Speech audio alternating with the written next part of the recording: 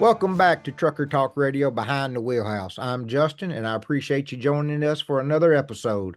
Before we get started, I'd like to thank ReadyApp and their support for today's episode. ReadyApp is helping create a more connected and trusted transportation industry through verified driver profiles, Driver Verify, digital onboarding tools designed to help drivers, carriers, brokers, and industry partners work together more efficiently. As conversations around fraud and verification, safety, and transparency continue to grow throughout the transportation, solutions that help create trust between all parties have never been more important. To learn more, visit ready-app.com. Now let's get to our guest today. My guest today is someone who has spent nearly 20 years representing one of the most influential trucking organizations in North America. As president and CEO of the Texas Trucking Association, John Esparza has become one of the trucking industry's leading voices on safety, public policy, freight fraud, lawsuit reform, infrastructure, and the future of transportation. Now, even if you're not based in Texas, this conversation matters, so stay tuned, because what happens in Texas often impacts the trucking industry across the entire country. Texas moves more freight than any other state in America, and many of the issues being discussed there today eventually become national conversations tomorrow. Before leading the Texas Trucking Association, John served in the Texas state government, including a senior advisor to Governor Rick Perry, and in various policy and public affairs roles that gave him a unique perspective on how government, business, and transportation intersects. What makes John such an interesting guest is that he simply isn't focused on trucking companies. He's focused on the entire transportation ecosystem: drivers, carriers, highway safety, fraud prevention, public education, infrastructure, and helping ensuring trucking continues to stay safe through the economy. John, welcome Behind the Wheelhouse. Well, Justin, thank you. That's a lot of pressure. I hear that. I don't hear all that put together that often, but I like the discussion over the ecosystem.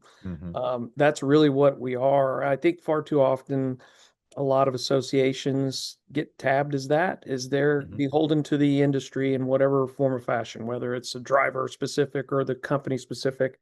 I think our success the last 2 decades has been built around good governance. And very often when it comes to, as we are, and we not just claim to be, but we live it every day, we're the unified voice of Texas trucking. So that means the scope of trucking. If it's not good for the drivers, if it's not good for the companies, it's our environment.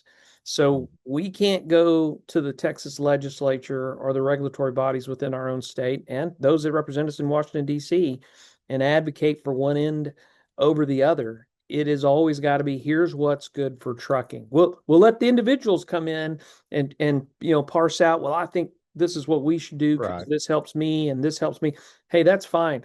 I love the confidence that we have built and have with our elected officials, both state and federal, where they know they can contact us and go, all right, give me the skinny on this, John. How does this affect your industry? And it is the responsibility that we take to say, look, here's what's good for the industry. And if you look at it and it hints a picking one side over the other when it comes to the whole column, just like fly fishing, there's a column. If everyone within our space in there, you really have to look at it and go, hey, this is good for trucking and it's good for everybody. Those are the best stands to be footholds to have when it comes to communicating what is good for the industry. And we very often reach out to other associations, whether they're driver-led or others within our state, and say, hey, we want to let you know, here's what's going on. We believe we're on the same page with this. And I go through the formalities of, hey, take this to your policy folks, take this to your governance, what have you, because we want you on board. Because it's so much easier to go into a conversation, and sometimes it's a short one, and sometimes you have more time with the legislative leadership and say, hey, here's what we know is good for us. And they can sell it when there's unification. And that's the name of the game. Yeah, I can easily see that because, I see all this stuff nowadays with the Supreme Court rulings and and different, different accidents and goes to court for different things. A lot of times you don't have a lot of transportation people in the courtrooms in different times when big decisions are getting made. And if you don't know the industry or have a representative in there in that industry, it's tough to truly know how it all works, because it is a very complex industry that we're in.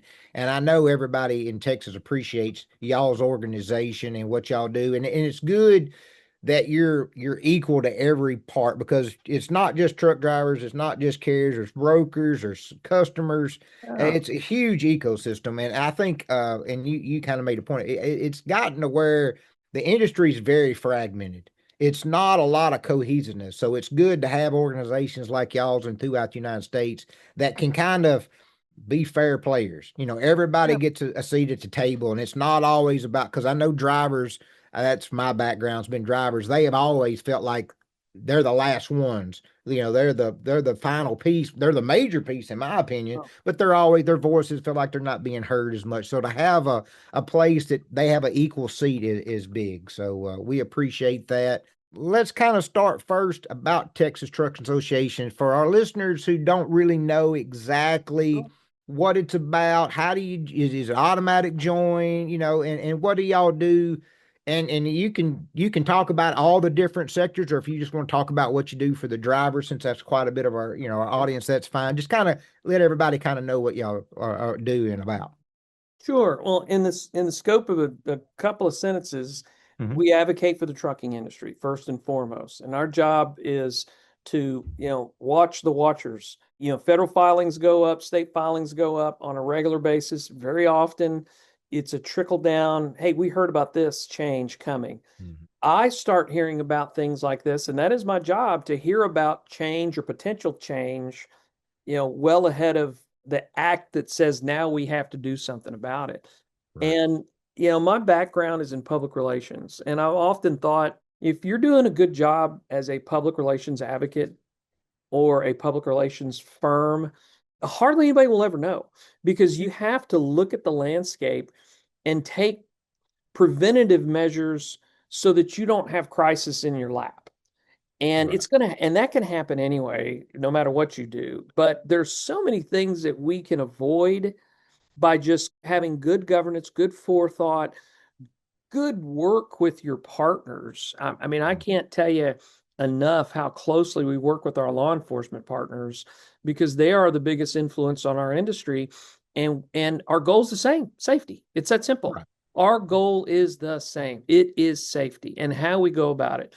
I cannot tell you how many members I have that every new cycle, legislative session, or every new rule change is proposed, the biggest compliment or the biggest response that I get is, John, I wish we would just focus on enforcing the rules on the book instead of creating new ones. And it's absolutely accurate. I mean, it is like, I'm with you 100%. I, had the opportunity to really know our new administrator before he became the administrator, talked and prayed with him while he was even discerning taking this position on back in the fall.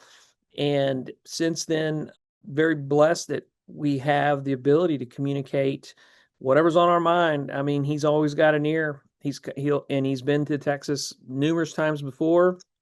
He's been numerous times since. He's coming to our annual convention this fall. But the one thing I continue to hear, and when I ask the question, because we want to help him be successful, and I told him that from the very beginning, we need Mm-hmm. you to be successful. What Right. can we do? And I just about every time we have this conversation about what it is we're looking at, what we're doing, I say, how many people you need? He said, double. Like that's at least. And man, I'm going to tell you, I'm not in the school of just grow government and it'll fix everything. We have to be thoughtful in anything we choose in that space.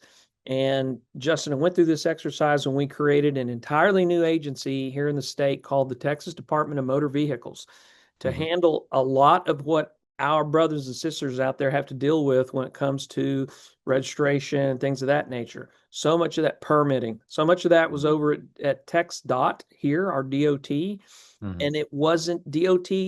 God bless them. You need them. There's a bunch of engineers over there. That's what they're good at.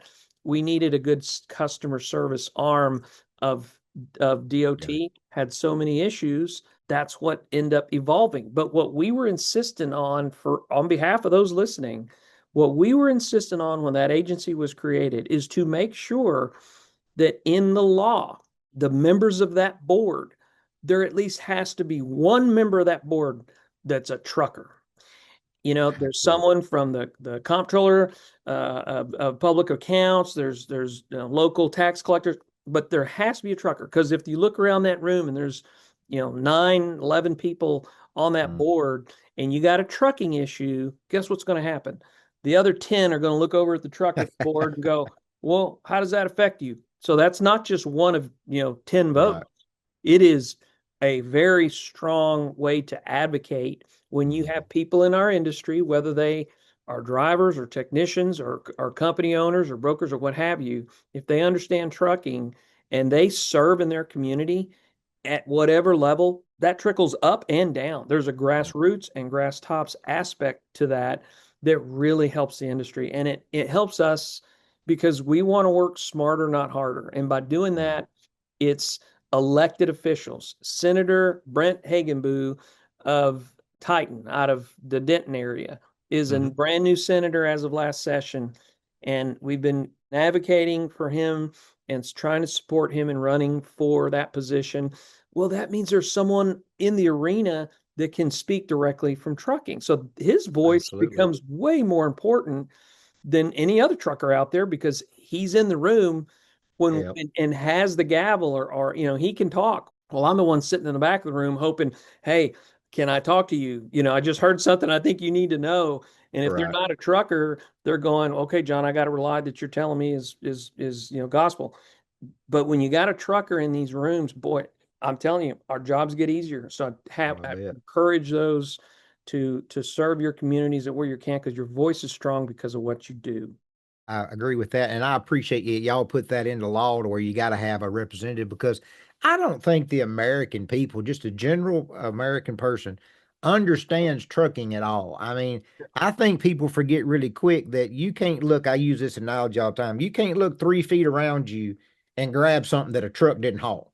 I mean, because it hauls almost everything. I mean, it is very important. And I think too, now with the way the economy is went, everything's just delivered to your door in a little bitty truck from UPS or FedEx or Amazon or Walmart. Now they forget that it took a big semi truck to get it there, and multiple trucks, and a sacrifice time away. And I don't think people think how hard the trucking part of the job is on the driver. I mean, there's tons of jobs in your community just because of the trucking industry.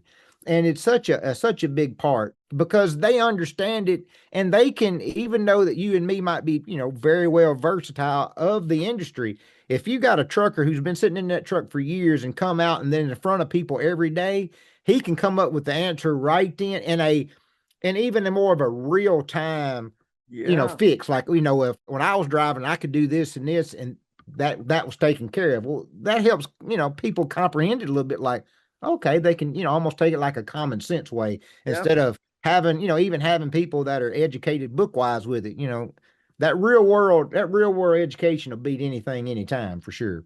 Well, the average person, as you stated, and is accurate, they don't have a grasp of what trucking fully encompasses. And I think the thing I like to say is most people, we're one out of every 14 jobs in the state of Texas today is in trucking. So that gives you a scope of those that are not in trucking and don't think like us.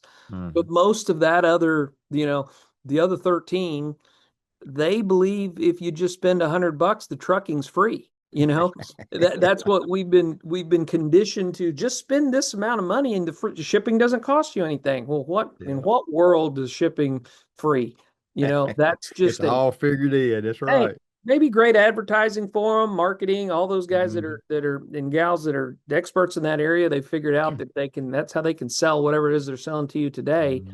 But the trucking is never free. We all know what that cost is, and down to the tenths of a cent, tenths of a penny, tenths of a mile. And that's what we focus on.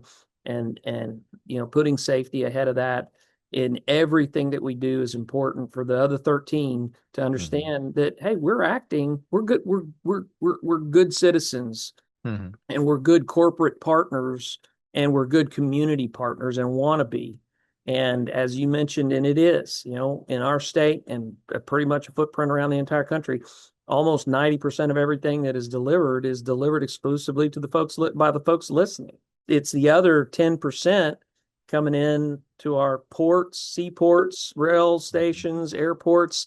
Those still need arguably first and last mile from trucks. So we touch so much, and if anything is and I don't want to get you folks stirred up, but if COVID did anything for us besides, God bless all those that we lost during that time, it put an awareness into the Mhm. 13 that trucking does a lot. That was things have changed that I can see drastically since Yep. COVID, that brings a new perspective to individuals that didn't think about us at all.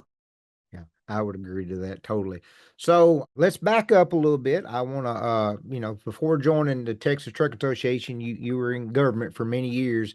Talk about that a little bit, and then out of that, what got you into transportation? Yeah, this is a great story. I'm glad you allow me to talk about. So I worked for, as you mentioned, Rick Perry. Before that, I Mhm. worked for George Bush when he was governor of the state of Texas. Okay. And my whole life, I grew up around trucks. I was the son, Okay. grandson, and great grandson of truck drivers, independent operators. My grandfather was a gravel hauler back after, before the war, on back in those days. Mhm. When he started driving, he was 14, came back from World War II, and fed his family and Mhm. his sons and brothers and everybody. He owned a handful of trucks over those years, so but always a contractor. Mhm. And my dad, during those times, he graduated in 63 high school. So imagine growing up in the 50s and early 60s, with your family that would move around the state, West Texas in particular, because they were building highways out there. This is following Mhm. the interstate and the farmer market roads, the whole 9 yards. I grew up around this industry. And I remember while I was even in my teens, my grandfather always, hey, you can come drive a truck for me. My dad went to Vietnam and used the GI Bill and ended up working in state government following. So he didn't stay as a driver his entire career. Justin, like you start in driving and you take that experience and you move it somewhere else in many cases, and that's a benefit to our industry. Mhm. But my grandfather drove trucks until the day he couldn't drive trucks. That trailer kept getting smaller every time he was retiring and coming back. But he always told me, you come work for me. I'll put you to work, and I spent summers with him and went all over with him. But when I left state government and this job came to me and said, we'd love to have you, in this organization, I felt drawn to it because I felt like it was home. It's like this was Mhm. what I'd learned both in college and the experiences I had in state government and federal government work.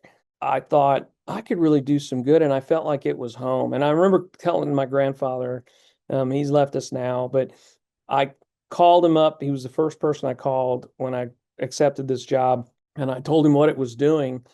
And he said, "Yeah, see, I told you you'd be back," and he was right. And so I'm attached. Like I'm Right. not going anywhere. This is an industry that I always pour my heart into, just as you're doing in the mode that Mhm. you're doing it, Justin. And that's what I think is important to me, is it provides for so many families.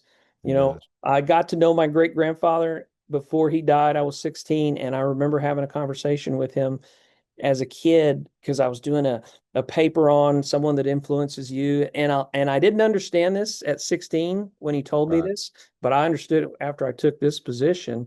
And I said, Papa Antonio is what we called him. Mhm. Papa Antonio, in your life, what was your greatest disappointment? What was your greatest, like, I wish I would have done in your life? And his response immediately struck me because he said, I wish I worked harder as a truck driver, basically, to keep the grocery store open that he Oh, also wow. ran during those days. And when I talk about those days, that was during the Depression. Mm. And this was a tiny little community out in West Texas. And it made me later realize that his trucking was supplementing his little grocery store, and everybody was on credit, and he had to Uh, close the doors, and he felt that was a failure. mm, And I didn't understand that then at face value, but now right. I realize how important trucking was, not just for him and his family and those that it also employed, but for that community. He was using trucking to keep certain aspects of his community alive during a really tough time in life. And those individuals never forget it. I mean, to the day my grandmother, who recently left us too, I remember her filling up, the catching the gray water, washing the dishes Hmm. all day. That didn't go Yep. down the drain. She took that out and put it in the plants at Yep. the end of every day. There was no waste, no want. I try to absorb those lessons from what was taught to me by my Mm. elders. And I think we all do that in this space to an extent. And it's an important trait, in my opinion, to pass down. I've got three boys, and I tell them these stories all the time and hope that they never have to live through something like that. But it's our industry. We know it's fraught full of highs and lows. And I'll tell you one thing, out of the so many wonderful folks in this industry that I see as successful and that are here and have been here for the last 2 decades that I've been doing this job. It's they don't get too excited when times are really good, and they don't get too down when times are really bad. I see them go out of their way to keep employees on the rolls because they know, hey, it's going to be tough the next couple of years maybe, but as soon as this changes, I'll be the first to bounce back because I've built loyalty within my own culture in my office or in my company, and I think that's important. And I think it's something that's easily adaptable to our folks out there that are drivers, techs, everybody in this industry. It's just been a great industry, and I'll do anything for it. Yeah, I'm with you 100%. I mean, we might be the only industry that really is on a roller coaster all the time. Most sectors was like, yeah, we're doing great. We're making, X per mile. They just take, like you said, take it with a grain of straw. Yeah, Just sit there, try to make. That's one thing that I always speak with drivers about. I used to do a lot of recruiting, and I would try to teach drivers how to prepare their money because a yeah, lot of them aren't business owners; they're just truck drivers. And if you're an owner operator, you're running a non brick and mortar business per se, yeah, and you have to learn how to have money during the good times and the bad times so you don't put all that money in your pocket when it's going good because it's going to be bad at some point. yeah. Unfortunately, that's just how our industry is. I want to talk with you about some of the bigger topics that we have in transportation. Of course, right now, it's everything, anything fraud from cargo theft, double brokering, identity theft, fraudulent carriers, non-domicile CDL drivers that we're trying to get off the roads for safety and things. What is your take on, like, just let's just say for the state of Texas, what things do you see the state or y'all's organization doing trying to help with any of that? Yeah, so there's a lot, clearly, there's been a lot out there in this space, is there not? I mean, we've never had a platform as we do now to advocate for change, considering there's so much focus on what's wrong out there with our industry, right? We never get told what's right. We never That's get, exactly. you do Yep. your job, and I learned this in state government. Hey, let's go check the phone logs. How many people called? 180 people called against this thing. Well, how many for? Well, two or three. But we know it's good. It's like the Right. people when you're doing well, you don't get the pat on the back. That's You get right. the complaints. And that's what people sign up for when they're members. But when you look at the opportunities here and what that involves, I divide it up into, really 7 different areas. And we have memorialized this in a document that I would invite anyone listening to go and take a look at and give us feedback. It's called Trucking Resurgence, truckingresurgence.com. There are 7 scopes of issues that we've identified in that space through all of the issues that we've got going on. We put them into 7 buckets, and Mhm. then we put a document put together. And when I say we, a collection of state association executives such as myself, we took it upon ourselves early on last year after the after the new administration came in and all these issues. Mhm. We said, let's help all these other states, in particular, members of the legislature at the state level, at the federal level, they were just throwing bills out there, throwing things. Hey, we need to do this to fix this. We're trying to offer some guidance. It first starts with CDL integrity and how critical that is to safety. We're looking at the MICMAS program and overhauling that, fixing America's broken trucking safety data. Our third, assuring cross-border workforce integrity. Our fourth, non-domiciled CDL reform and enforcement. Our fifth, English language proficiency, a critical CDL safety gap that's been identified. Our sixth is combating trucking frauds and items that you just mentioned. And our seventh is strengthening electronic log integrity. Those 7 areas we have mapped out policy proposals in that space, and we're already collecting wins in that space since then. We've been very communicative with our new transportation secretary. I had this conversation with him back in April when he came and launched the English language proficiency item, and we talked about non-domiciled at that time.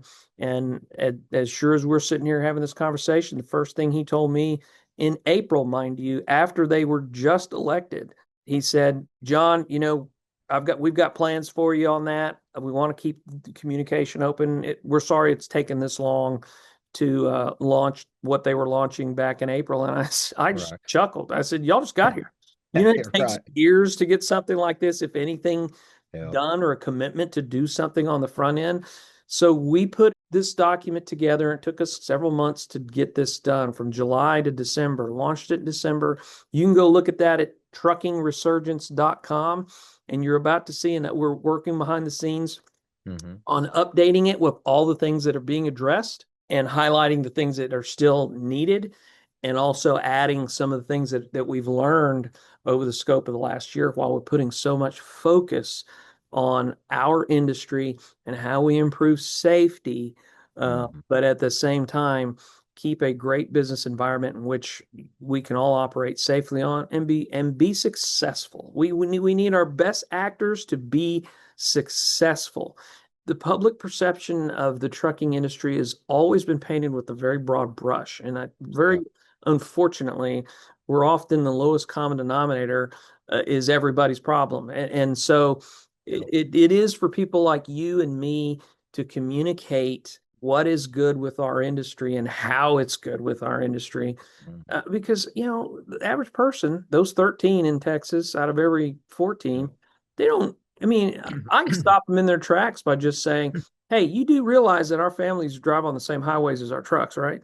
That's right. It's the biggest, that is what we have to keep reminding anybody that doesn't understand our industry, and why we're so passionate about making positive change and collectively policing ourselves, improving our own environment, and encouraging those of us out there that give a rat's about what we do, how we do it, and to continue doing it. And those of y'all listening that are committed to it, you're the reason I do what I'm doing. And the other 10 people that are in this office working hard every day for us, it's what inspires them as well. Well, I think one of the issues that trucking has come across here lately is social media. We've always had problems in trucking. Every industry does. But with the compound of COVID and then everything that come after that with the CDLs, and then we start having these accidents, everybody can see it now. 20 years ago, something could happen on the West Coast. That don't mean me on the East Coast is even going to know about it. Now I know it within seconds, which is good and bad. I say this all the time. One of the worst and best things that ever happened was the wreck in Florida where the guy did the U-turn, but it woke everybody up. But the problem ended up being is we've got so many issues and we're trying to get them all fixed. They can't see the positives that we're trying to make because we've got, it's negative. So it's just a tough situation because we have so many, but is appreciative for groups like you and our Secretary of Transportation and all them. We seen them at the truck show up in Indianapolis. They're trying, they're doing stuff. Like you said, they got it out really quick. They've got all these ideals, but all that takes time, and it's just tough to see it. And I don't know if a lot of people understand this either. And I made my daughter, I've got a 17-year-old, and we travel a lot. Mm. And when we're on interstate, I'm like, for the next mile, count every truck you see. Yeah. Because I don't think people realize how many truck drivers are on the road. You're going to have, no matter what we do, you're going to have a select amount of bad actors. You can get rid of a bunch or try to re-educate them because, like, even with the non-speaking, the ones that don't speak good English, I've lived in Asia for a while. I couldn't have drove in Asia. Yeah. There's 100 different. We couldn't do that in America because we can't put every language up on the boards on the interstate. We don't have enough room. I mean, English is the language, and I have no problem with them coming up with the program to put them through some English classes and get them to that point, suspend them or whatever. But if they go and do that stuff, we can re-put them back in down the road if they're doing the right things. That's the main thing. You want people to do the right things. That just leads me on to the Supreme Court stuff. I was shocked that it was unanimous. I didn't know we could do anything unanimous hardly in the United States anymore. Boy, We've got so much opposition. To me, it seems like there's probably a little gray area in the ruling, which gray area is where a lot of people try to live, and it makes it difficult to really figure out what's what. But it seems like, from my perspective, that there's got to be more verification done on the broker side. yeah. They've got to really check it, and I think this has opened up a lot of stuff on the carriers. Everybody expects the carriers to do the verification of their drivers. Well, we have seen some companies do a great job, and that's usually Yeah. your major carriers that's got the infrastructure to do it. But these middle to very small carriers, they do what I call just filling a seat. Now the big boys do the same thing. They just fill seats instead of getting the right driver or the right owner operator for their Yeah. program. Because retention is so bad. I mean, that's probably one of the worst things in the industry is retention. But it seems like now we've got to go past the carrier doing the vetting on the driver Yeah. to help that broker. Now, the brokers talk a lot about, hey, we don't want a whole lot of information because then that puts us in that vicarious situation of the ruling that a lot of people, comprehend a little different, even though they don't employ the truck or the driver, this and that. The big thing that I've seen in trucking is you've got this really good driver, and then you got this mediocre driver. And this good driver, he will do anything you need. He'll go above and beyond to keep your customer happy. And then you got driver B who does the least amount of work to get by. Yeah. They get paid the same. Well, Yeah. what happens? Driver A says, the heck with this. I'm not going to continue to go above and beyond when I'm not getting any recognition or any extra pay. And then we bring that good driver down a notch. And we've got to keep a way to get our good drivers recognized and wanting to stay a good driver. Well, that's just it.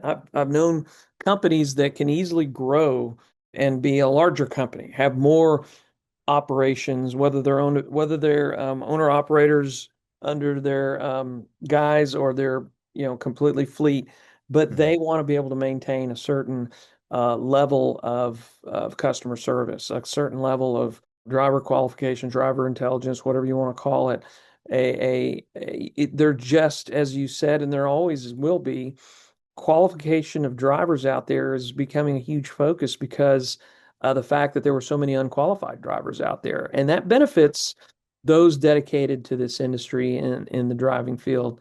Because all in all, the reason we do all the things that we're doing at the level that I operate is so that drivers can ultimately get paid more and be able to earn more and be able to be rewarded more for their professionalism, for their performance. I know my grandfather was a very prideful driver in a good way. I mean, he was proud of his driving record. I just signed another recognition for a driver at 4 million miles.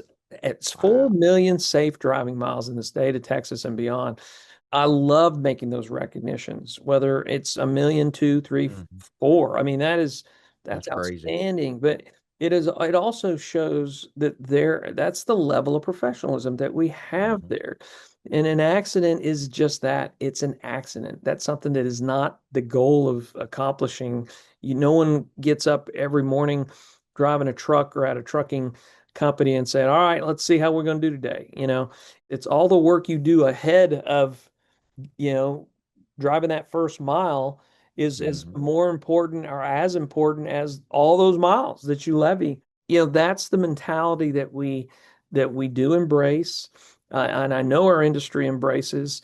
And for any one individual, and yes, that is made much simpler and abused in the brokerage industry when you have the ability to just have a phone and a clipboard and pay a $300 surety bond, and now you're in business. When I used to see fuel trucks with the name of the old company on the truck, let's just say, those have gone away. There's so many folks getting out of that because of the liability that they see in that, because of the environment we're in. I mean, you mentioned tort reform from the onset, lawsuit abuse. It's Yep. making it difficult for you to pay your insurance bill because it continues to rise on you every year. Rise. I mean, there's just you can't stop it at this point. Uh-uh. And that's the sad part about this, because there are days that I know that you are deciding on whether you want to invest in that new equipment that has Mhm. the newest and latest and greatest in safety technology, or I got to pay my insurance bill. Yep. It's just that shouldn't be that way. And we will go backwards in that space if we don't fix the problem that we're in. And the brokerage industry is going to be a part of that, and that's been highlighted clearly with the Supreme Court, and will continue to be a focus of conversation as we move into the next year and maybe even longer. Yeah, I agree. Well, I got two more things I want to get with you before we let you go. I know you're a busy man. One is highway safety. I know you're big on that. And two things that are observations of me when I lived in Texas. One is the daunting thing you see when you cross the state line on I-10 and Mhm. well, I can't even remember, it's 600 or 700 miles to the other end. So that right there, if you're a truck driver, I always said that's got to be the most miserable thing when you cross Yeah. the state line. You can't even make it across it in a day, Yeah. and but then the one thing about highway safety that I don't know, a lot of people outside of Texas doesn't know this, but it's the extra lane on the side. It should be the shoulder, but it's not a shoulder because it's over a lane. And I Yeah. remember one of the first times that I was driving between Beaumont and Jasper, and I'm going, I'm doing a little over the speed limit, and this car just shifts over to the right and Oh, just yeah. lets me go by. And I'm like, this, I don't died and went to heaven. This is the best thing ever. I don't have to pass or anything. So, I know Texas does a lot, for the roads and their safety, but what things do y'all do to try to help with that? Do y'all, because I assume y'all are in those talks some as well. I'm fortunate enough as a governor's appointee to the State Freight Planning Council or Committee. And that is basically the job of one of a number of folks, stakeholders on that committee. Is every state of Texas has a legislative session every other year. So Mhm. every odd numbered year. So we'll start a new one in 27 in January. It's 140 days. But our job as a committee is to prepare the legislature by making recommendation on where those dollars should be spent, what projects should be focused on based on need. Mhm. And, we're a voice at the table, so that's a good thing. We've been able to highlight truck parking to answer your Yes. question directly. That's one of the Mhm. bigger items. I mean, we haven't fixed the problem, but we've got so much more attention on it. And more recently at the federal level, even though what the government's doing in our own state, much like the rest of the country, that's 10% of the need. The Mhm. fact that we're growing in the private sector space to be able to continue to provide more truck parking availability. And we will continue to highlight that. We're advocating in that space as best we can by pulling a committee together that will address those issues and help seek new ways in which we can create new space and our new partnerships and various different ways to go about doing that. And I think that's what's important on the governance side, even internally as an association. We want to highlight those areas. I mean, we've got them all. We've got, ag haulers in our space, Mhm. whether it's out in West Texas with livestock or feed or all things it's hay, East Texas timber, our cattlemen association. I was just in touch with our farm bureau just the other day about potential hours of service needs when it comes to trying to address the screwworm problem that we've got down here, and whether we needed relief just to move cows more quickly or effectively, et cetera. So every little thing, oil field traffic, fuel hauling, aggregate, I've mentioned already. Our ports, intermodal. We've got an entire Yeah. chapter that is very, very organized over just the intermodal area. I mean, in the state of Texas alone, we've got 20 Gulf ports. Yep. And I think partly by stroke of geographic location, Mhm. consider this 20 plus Gulf ports alone in Texas. The biggest port of entry in the country is Laredo. Mhm. Um, we've always looked at Texas and Mexico being our back porch, Mhm. but it's really a front porch when it comes to trade. Our largest trade partner is Mexico for the state Yep. of Texas and for the entire country. And it stands to reason that our focus is going to continue to be there when 1,250 miles of the entire 1,550 miles of U.S. Mexican border is in the state of Texas. So, Yeah, no that's offense true. to Arizona and California, but we just have a ton of space that is touching the Mexican border. In fact, there's a Mexican governor coming into town next week that we're hoping to host, but won't talk about transportation. I mean, Mhm. adding a new bridge, both public and private, new lanes to some of these bridges for crossing into Mexico. Hmm. All this is going to fuel more freight on our highways. The plans that we're making right now with TxDOT out my back window back here on Mhm. I-35, when they drop 35 down 30 feet and go basically under the whole area space here all that construction work is going to mean challenges for the bottlenecks that we already have in our state, and Right. those that come through there frequently will know that State Highway 130 tolled corridor now is going to become more and more popular. And Mhm. hopefully, in our job on this end is if it's going to go that route, let's do more to hopefully draw that price through the cost of the state, because we know that project is going to put more pressure on that infrastructure there. And so, we don't want the pricing to affect us negatively. So, hopefully we will see relief in that space, so it's not going to be detrimental when it comes to cost. You made me think of this, Justin, when we talk about issues on the border.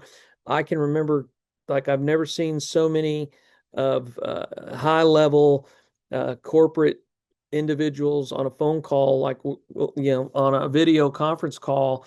I could point at, Ford and FedEx and all these when we shut down the border in Texas. And I remember thinking, 30 minutes into this conversation, I go, oh, time out. All the things we're talking about is true when it comes to the economy of trucking, but nobody said anything about the drivers. Those Yep. drivers that are sitting there waiting. I mean, that are sitting there on both sides of the border going, well, here's my day when we got 6 hour delays at the border. Where do we go to the bathroom? Where do we go eat? Like, where's the relief there? No, that hadn't been mentioned. Nobody, it's the last thing people think of far It too is. often, and why it's important for us to have these strong relationships so we can bring it back up to the top and go, hey, wait, let's think about this first. Who's talked to the drivers about what they want and need at these locations we're talking about? That's the first thing you got to do if you want it to be used. I've seen it so many Well, times. sure. Well, I want to ask you about the parking. We've had a trucking park club on, and I like what they do. They're Yeah. bringing spaces that can be used. I think they said I can't remember how 700,000 spots short Yeah. throughout the country. And I know this is a tough subject because truck drivers realistically have never had a raise. They're really not making any more Yeah. money. It's just based on the per mile, but just like base pay or whatever. But is it time that trucking companies, truckers, and brokers have to go together and go, we've got to start paying for parking every day? Yeah. We're even if it's $10 a day or something, that's got to be done to help facilitate the places to be safe, to have some convenience, because Yep. drivers deserve to have like I've seen, like in the state of Tennessee, they're taking some of the old weight stations and rest areas, and they're going to turn it into just nothing but truck parking, because Yeah. realistically the normal person, family don't stop at the rest areas like they used to. Now they're stopping at Buc-ee's or big convenience Right. stores and all that for safety reasons and everything else. But drivers, like I was at a Love's the other day off of I-40, and they're building, I would say, 100 spots for campers. Mm. And they've got little walk areas and covered benches and two or three, restrooms. I'm thinking, why can't you do that for the truckers over here? I mean, they're Yeah. parked in like sardines. They can barely Yeah. get in and out. And, they have to come all the way into the store to use a restroom. Yeah. We can't just keep making spots. We got to get drivers off the side of the interstate, off the off ramps. That is dangerous, not only for us as a passenger in a car or something, but it's dangerous for them. Yeah. That's what I don't think a lot of people understand either. It's bad enough to be a truck driver, and you got everybody around you honking the horn, flipping you off when you're just driving in your lane. You're not really doing anything wrong. You're trying to pass on a hill and you don't make it. Yeah. Now you got everybody pissed off back because Yeah. you're going side by side at 55 because that's what they got the trucks governed. The drivers would like to go a little bit faster so they can move on around, but they can't. And people don't understand that. And then you put them on the side of the road where they could get robbed. I mean, I don't live that far from Memphis. I Mhm. would tell anybody, like, there's a truck stop maybe an hour and 15, 20 minutes from Memphis.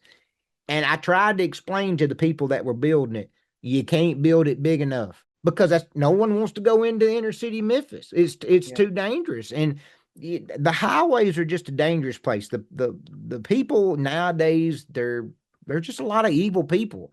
And so I was curious on your take because I think it's a point where you can't expect to park free. I don't even see the truck stops making it free forever. They're already starting to Yeah. preferred parking, 15, 20. I just think it's going to have to be all around to be able to generate revenue to maintain them, plus to be able to afford more parking, even in the same area. I mean, just pouring asphalt and paint is not cheap. Yeah. I talked to a lot of companies that do that include parking, and they love to be able to do that, and they love that it's an advantage to them, frankly, over their Mhm. competition. If they're doing that for their drivers, it starts to get attention. I think as much as we're talking about our truck parking opportunities on the private sector, that it will drive companies to have to compete more in that space and do that for their drivers, because it's an Airbnb of the parking spaces these days. It's an actual cost. And so it's an Yep. easy thing to point to and say, by and large, I can't just park anywhere unsafe or free. And Mhm. so, and so much so you're going to have to book that parking, and you're moving in that direction, that it's going to be the result, in my opinion, will be that it will be something that everybody starts to do instead of the handful that are doing it. I think that's what's changing and will change and continue to. Driver pay will continue to go up as a result. It's just taken so long, but I have seen improvement there over the last 2 decades in that space. Well, I'll say one last thing before I move to my last section. The one thing I think drivers and all that have to understand too about that is if I can book a space and I can drive to that last minute, I'm not spending 45 minutes at a truck stop riding around trying to find a spot Yeah. when there's not a spot. I think that's a way that you have to kind of think about it. If I can go as far as I can and I know I've got a spot, Yeah. I can use my clock because I only have so much of a clock. I was just going to say, and you still have to roll the dice on accidents, on weather, Oh, on things that will slow you down yep. anyway. That's just the life of the truck That's driver. that's the truck driver. That's right. Well, the last thing, and then I'll let you go. I just want to get your thoughts on the future of trucking. What you see in the next 5 years. Your state is the main state of autonomous trucking. Down in the basin. Mhm. I think that's a good place for it. But just what are your thoughts over the next 5 years? What do you see? Well, I continue to see autonomy in our space, and Mhm. it is definitely growing. I think we've got more and more companies that have committed to it, involved in it. We understand that we are retiring a large demographic of drivers in Absolutely. our space, and we're not attracting a similar size demographic over the last couple of generations of Hmm. new drivers. So that alone tells me that we're still going to have the human element for a very long time into the future, that you and I can see, frankly, Yeah. forever as I can see. But I also think you're going to see autonomous fill in that space in Texas as well, as you mentioned, Atlas and Kodiak, that partnership in the Permian Basin on private property has been effective for them. Argues it taking a job away from a qualified driver? Sure, but does that the other argument is there's a lot of freight out there that's going to that diagram that I'm drawing in my brain of the demographic exiting and those smaller ones coming in, you lay over the amount of freight that continues to go up in the direction of a hockey stick. So Absolutely. I guess what I'm saying is there's plenty of room for everybody in this space. And if you're a good qualified driver, and with all the things that we know drivers have come to know from drivers, there's going to be work for you and you're going to get paid better. I mean, that's the future for us. I really and truly believe that. And those companies that are going to engage on the autonomous side, arguably, they know that they're going to be able to treat their drivers even better because of that space. Texas it's proliferating here because of our environment, but also because of not just our business environment, but our climate. We have better days. I saw this when I was working in state government when we were looking to attract other companies to the state of Texas. And I can remember being a finalist for one particular company that was looking in the Abilene area and also in the Gainesville, Florida area. They were just neck and neck as to where they were going to land, and they were air conditioning company, and they needed more days to test that equipment that were hot days and good skies, that sort of thing. I remember we laid over at the end a diagram of all the hurricane strikes in Florida over the last 50 years, and then all the hurricane strikes in Abilene, Texas over the last 50 years. I like to think that made the decision a final going, oh, good point. No offense to our friends in Florida because they're doing really well, but that was just the environment and the climate of the state. I'll be the first to tell you, I can look up and go on, oh my gosh, if I don't set the cruise control, I could be going 90 miles an hour headed to El Paso, Texas, west of I-10 in my pickup, and nothing's moving around me because it's just long stretches of highways. And so I've been out there with you, and I understand that. And that's the kind of thing that is attracting these companies in autonomous. And yeah, they're going to continue to proliferate and be successful. And frankly, I think you're learning a lot of lessons from the rideshare end of the autonomous. And the way I can connect with anybody that's asked the question about autonomy is if we have the ability to this day, and you and I know it just in our drive to work, my vehicle can clue me in because of the technology on things that my eyes aren't seeing, or that, it's beeping at me for something. What is it? Right. Why would we not, if that makes me a safer driver, a safer company, why would we not take advantage of those technologies? And but where the tipping point will be and when you can trust all that technology, that's what the journey is that we're on currently. And I believe at some point it's going to be more and more than it will be less. Well, John, it's been a pleasure. I really appreciate you taking your time. I know you're super busy, and so we appreciate it here at Trucker Talk talking with us.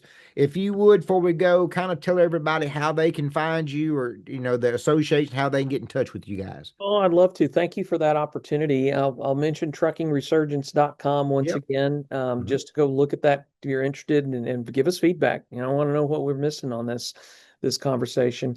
And secondly, our website is texastrucking.com. And on that website, you can follow all of our, we've got links to follow our social media, Instagram, X, LinkedIn, everything we do, we push out there first on social media, and we always enjoy and appreciate feedback from those that are out there actually doing the things that we dream about here still. So much appreciate your attention to that, and please come like and follow us. Well, again, John, we sure do appreciate it. We appreciate what you and your team are doing in the Texas Truck Association. I know I appreciate it, even though I don't live in Texas anymore, but I appreciate all the associations because we need fair play. And like you said, the one thing that we should put on a T-shirt that really got my attention was bringing the issues that never get attention back up to the top. There you go. I think it's very important, and so we appreciate your hard work. But everyone, we appreciate you tuning in today. Go check us out on all our socials, like, share, follow, and we'll see y'all again next time on Trucker Talk Radio.